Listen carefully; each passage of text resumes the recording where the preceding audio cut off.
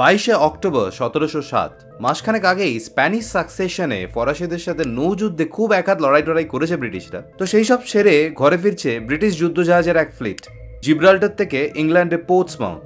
পুরোভাগে admiral sir ক্লাউডলি shovel, ব্রিটেনের নৌ ইতিহাসে কীর্তিমান ব্যক্তি। সেই 22 অক্টোবরের সন্ধ্যাবেলায় তিনিও সম্পূর্ণ ক্লুলেস। কোথায় যে ভেসে চলেছেন প্রায় কোনো ধারণাই নেই। তার নিজের এক্সপিরিয়েন্স আর ন্যাভিগেটররা বলছে বটে সিলি দ্বীপ থেকে দূরে ব্রিটেনি পেনিনসুলার পশ্চিমে, কিন্তু সেটা স্রেফ ডেড রেকর্ডিং এর ভরসায়। কুয়াশা আর ঝঞ্ঝায় আকাশ একেবারে ভ্যানিশ।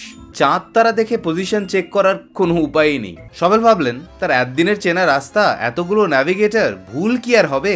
পথ নিশ্চয়ই ক্লিয়ার, ফুল সেল অ্যাহেড।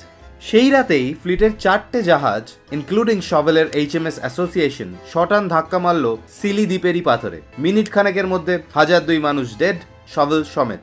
ব্রিটিশ ইতিহাসে সবচেয়ে ট্র্যাজিক নৌ দুর্ঘটনা। তবে এই ঘটনা নতুন কিছু নয়। শোনা যায় 14, 15, 16 শতকে বা তারও আগে 5টার মধ্যে একটি জাহাজই নাকি সমুদ্রে সে ফুরুত হতেন।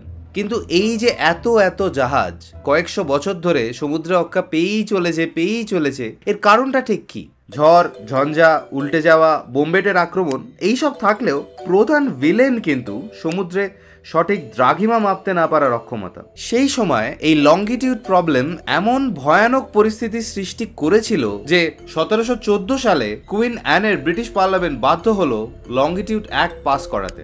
আসলে ব্যাপারটা হলো সেই সময় যে পশ্চিমা শক্তিগুলো, বিশেষ করে ইংল্যান্ড, মানে তখন সারা পৃথিবীতে জাঁকিয়ে বসছে আর কি। ট্রান্স ওশিয়ানিক ব্যবসা বাণিজ্য বাড়ছে হু হু করে। 1713 সাল নাগাদ ট্রিটি অফ উটরেক্টো ব্রিটেনকে কলোনিয়াল ক্ষমতা বিস্তারের আর একটা স্প্রিংবোর্ড দিয়েছে। কাজেই শিপরেকের অপরচুনিটি কস্ট মারাত্মক।